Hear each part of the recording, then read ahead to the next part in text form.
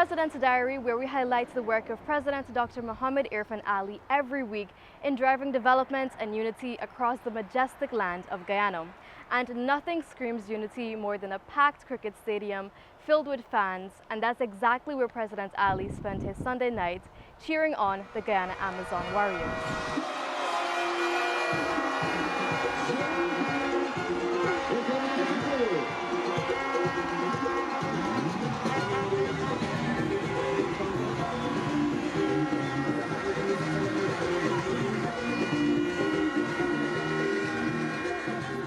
President Irfan Ali joined world leaders on Tuesday morning at the opening of the 80th United Nations General Assembly in New York.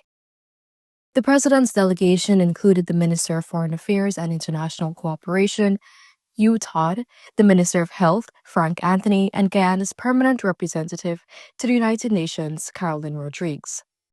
The president also met with the incoming president of the U.S. Export-Import Bank, Mr. John Jovanovic, and the White House Executive Director of the National Energy Dominance Council, Mr. Jarrod Agen, on the sidelines of the UNGA.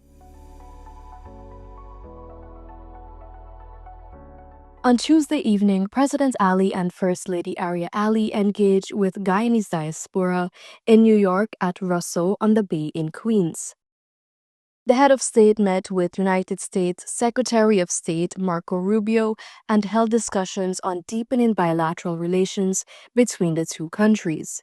President Ali and Secretary Rubio highlighted the importance of the existing strategic partnership in advancing regional security, especially to support regional efforts in the fight against narco-terrorism and transnational crimes. In delivering his address at United Nations General Assembly, President Ali called attention to the crises confronting Guyana and the global community, including climate change and food insecurity. Guyana calls for the transformation of global food systems to be more resilient, sustainable, and equitable by strengthening local production and reducing dependence on volatile markets. Guyana stands ready to share its experience and partner with others to ensure nutritious food for all. President Ali also called for urgent action to end the genocide in Gaza and the war in Ukraine, as well as the humanitarian crisis in Sudan and Haiti. To enhance bilateral discussions, President Irfan Ali met with United Arab Emirates UAE, Minister of State for International Cooperation, Her Excellency Rim bint Ibrahim Al-Hashimi, on the sidelines of the 80th UNGA. He also met with His Excellency Adel Al-Jubeir, Minister of State for Foreign Affairs of Saudi Arabia. The president joined other world leaders at a luncheon organized by the Clinton Global Initiative. President Ali held bilateral discussions with United Nations Secretary-General António Guterres and updated him on the Guyana-Venezuela border controversy and the ICJ case, which is expected to be heard in a few months.